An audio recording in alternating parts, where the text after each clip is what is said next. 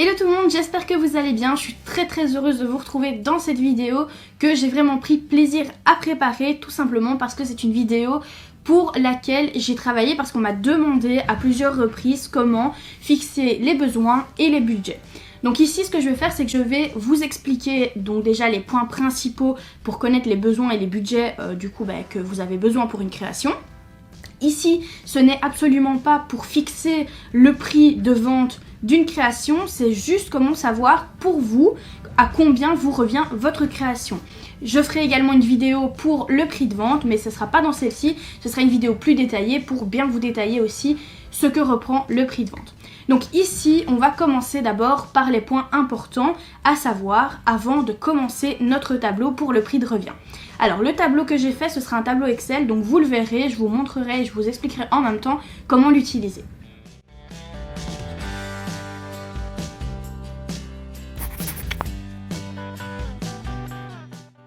Premièrement, pour réaliser donc une création, il faut déjà, la première chose, c'est savoir ce qu'on veut faire. Savoir dans quel type de création on sera, si on est dans un manteau, si on est dans une jupe, une blouse ou encore une robe de cérémonie, une robe de mariée. Tout ça va changer votre budget. Si vous cousez une jupe, ce sera pas du tout le même prix qu'une robe, ou ce sera pas non plus le même prix qu'un manteau ou qu'une robe de mariée ou encore une robe de cérémonie. Ça, vous le savez, c'est logique. Au niveau de la matière, on en a moins dans une jupe. Après, on peut également avoir des matières très coûteuses dans une jupe, mais ce sera jamais aussi cher qu'une robe de mariée ou une robe de cérémonie. Ensuite, une fois que vous avez choisi votre projet, vous allez devoir du coup choisir le tissu adapté à votre projet.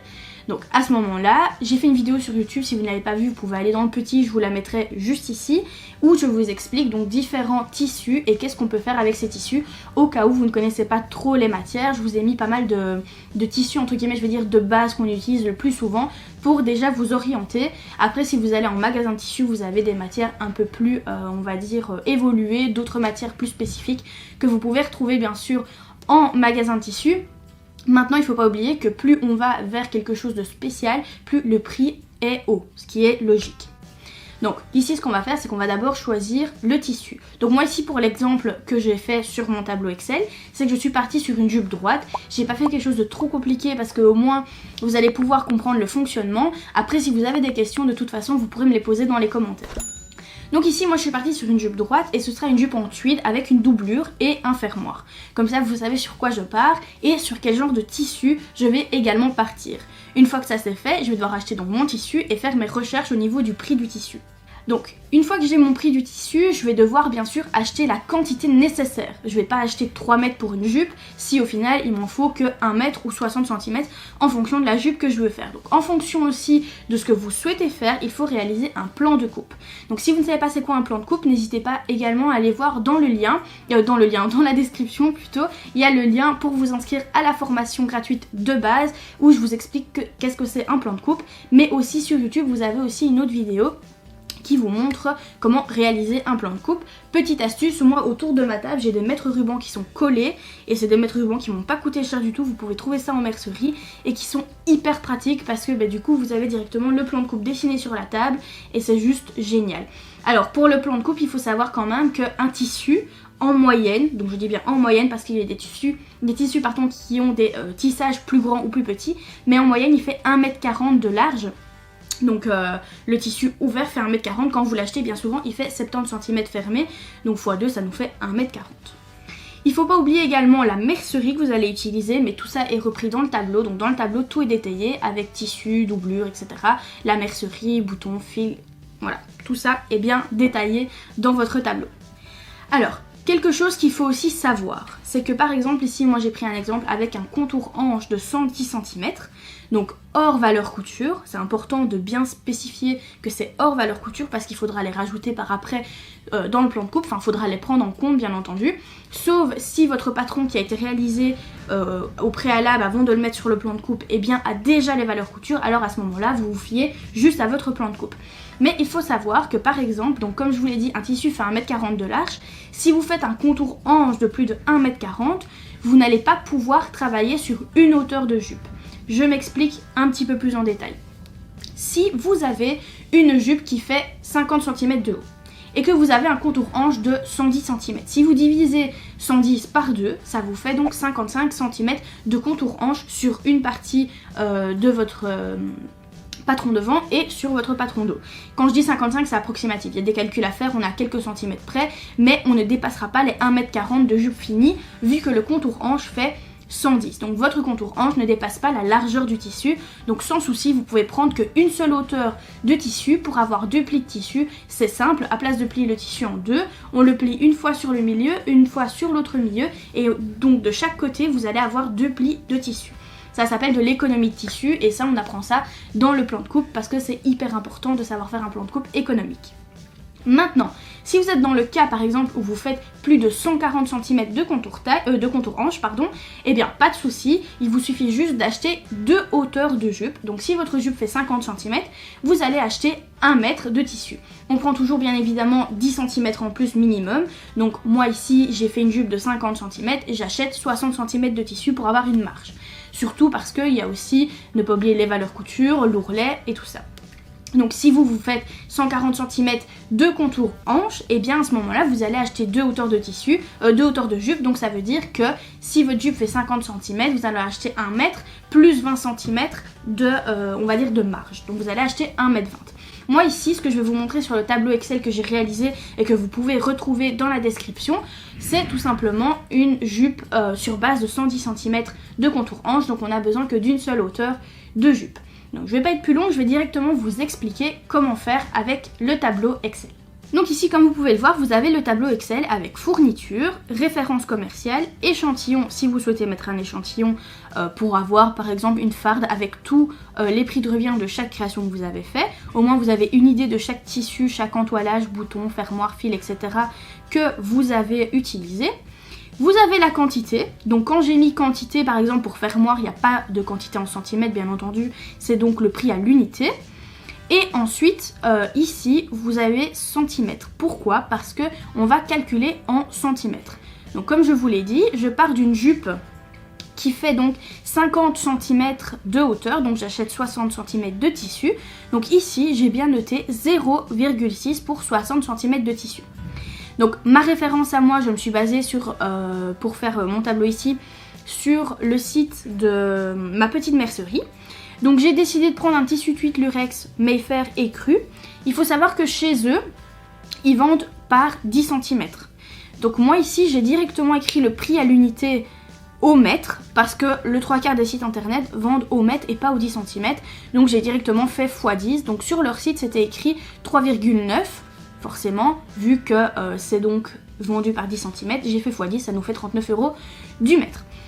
Donc le calcul est déjà tout fait. Donc si je clique sur mon prix total, on peut venir voir juste ici dans ma formule que j'ai donc bien fait le prix à l'unité fois ma quantité, ce qui m'a donné le prix total. Donc au total, pour mes 60 cm achetés, je vais payer 23,40 € de tissu. Alors ici dedans, les frais de port ne sont pas compris parce que ça va dépendre bien entendu d'où vous habitez, si vous habitez la Belgique, si vous habitez la France ou encore ailleurs, et également du montant que vous allez acheter sur leur site. Donc les frais de port ne sont pas inclus dans le tableau. Ensuite, on a ici la doublure parce que ben voilà, une jupe en 8, on la double. Et donc je suis partie sur un tissu doublure jersey noir. Pareil, comme ils vendent par 10 cm, j'ai déjà fait le prix x10 à l'unité, donc c'était 55 cents pour 10 cm. Donc j'ai directement fait x10, ce qui me donnait 5,50 €. J'espère que vous suivez jusque là. Au niveau calcul, tout est préfait, enfin je sais pas comment dire, tout le calcul est déjà fait dans le tableau Excel. Vous n'avez plus qu'à remplir tout simplement la quantité et le prix à l'unité, et le prix total va se faire directement, et le prix de revient aussi. Je vais vous expliquer ensuite le prix de revient, comment j'ai fait, mais vous allez voir que c'est ultra simple. Pour vous montrer comment le remplir, je n'ai pas mis le fil, la bobine de fil. Donc là je vais faire quelque chose de simple, hein, je ne vais pas me prendre la tête. On va d'abord passer au fermoir. Donc pour le fermoir, j'ai pris un fermoir non séparable. Vous pouvez mettre la couleur si vous le souhaitez, un échantillon si vous le souhaitez. La quantité, j'en ai besoin que de un seul pour faire ma jupe. Donc il me coûte 2,50 € à l'unité, comme je n'en ai qu'un seul. C'est bon, c'est correct, j'ai bien 2,50 € de fermoir. Pour le fil, vous cliquez donc sur la case référence commerciale au niveau de la hauteur du fil, et là je vais noter. Donc fil, on va noter noire de 200 mètres, donc c'est une bobine de 200 mètres. J'ai besoin que d'une seule quantité de bobines, donc j'ai besoin que d'une seule bobine, donc je note 1. Je ne sais pas le prix, je vais mettre un prix au hasard, mais c'est pour que vous ayez une idée. On va dire que la bobine coûte 3 €. Ici, directement, dans cette case-là, vous pouvez constater que le calcul s'est fait directement. Le prix total, du coup, est de 3 €. Si j'avais noté 2 bobines, donc je note 2, mon prix total serait de 6 €, mais mon prix unitaire de 3 €, parce que le prix unitaire signifie donc le prix pour une seule bobine. Donc je vais rectifier, je vais mettre 1, parce que ben voilà, je n'ai besoin que d'une seule bobine.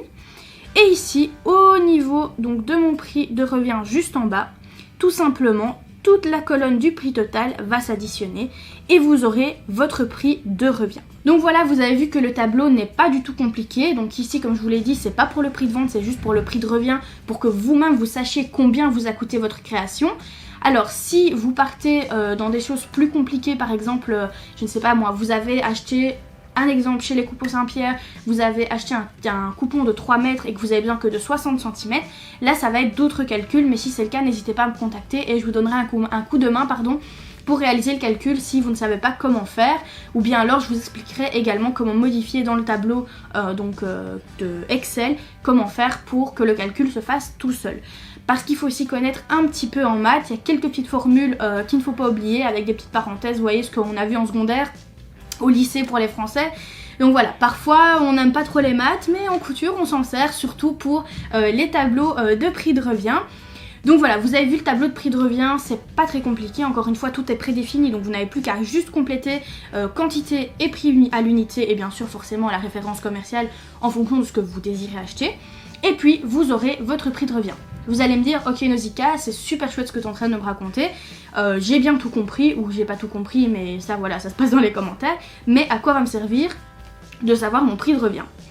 Eh bien tout simplement, une fois que vous avez fait votre patron, donc si vous avez acheté un patron par exemple, et que vous voulez savoir tout simplement à combien va s'élever votre coût, par exemple si vous voulez faire un manteau et que vous voyez que en fonction du matériel que vous avez besoin, votre manteau va vous coûter 150 € de prix de revient et que vous vous dites ok, là c'est pas le moment, j'ai pas les moyens de coudre mon manteau, mais au moins je sais à combien il va me revenir, je sais combien j'ai besoin de mètres de tissu, etc.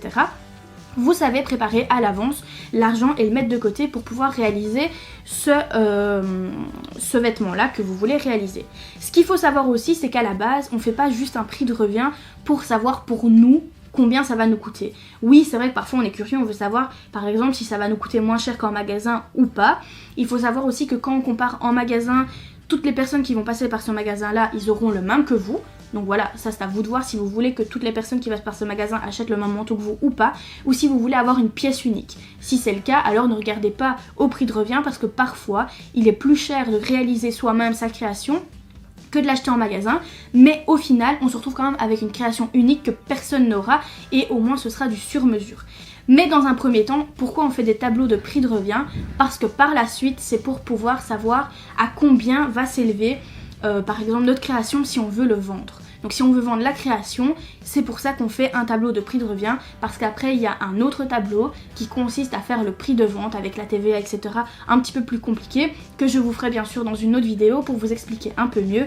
C'est donc pour ça aussi qu'on réalise des tableaux de prix de revient, pour savoir le coût tout simplement du vêtement avant de pouvoir le lancer dans une grande production. Si par exemple le manteau, on a en tête qu'on veut le vendre 50 €, si le prix de revient est déjà de 30 €, on sait très bien que ce ne sera pas possible de le vendre 50 €. Donc c'est pour tout simplement nous éclaircir les pistes au niveau de ce que ça va nous coûter. J'espère en tout cas que cette vidéo vous a plu, c'était une vidéo calcul, donc un petit peu embêtante peut-être parce qu'il faut réfléchir à ce que je dis et essayer de me suivre. Mais de toute façon, si vous avez des questions, encore une fois, vous savez très bien que je suis là pour vous répondre. Vous pouvez mettre ça dans les commentaires sans aucun souci, pardon. Et encore une fois, si vous voulez avoir plus de détails sur les plans de coupe, n'hésitez pas à aller vous inscrire à la formation gratuite de base. Donc le lien est juste en dessous dans la description, vous pouvez cliquer dessus et vous inscrire sans problème. Donc voilà, si cette vidéo vous a plu, surtout n'hésitez pas à me le dire et à mettre un pouce vers le haut, ça fait super plaisir. Et si vous êtes nouveau sur la chaîne, eh bien désolé pour vous si vous tombez sur une vidéo de calcul un peu compliquée, mais n'hésitez pas à aller voir les autres vidéos qui sont bien plus cool, bien entendu. Et si vous n'êtes pas encore abonné, eh bien abonnez-vous, c'est juste en dessous, on clique sur s'abonner, sur la petite cloche. Moi je vous fais plein de gros bisous et je vous dis à bientôt dans une prochaine vidéo. Salut!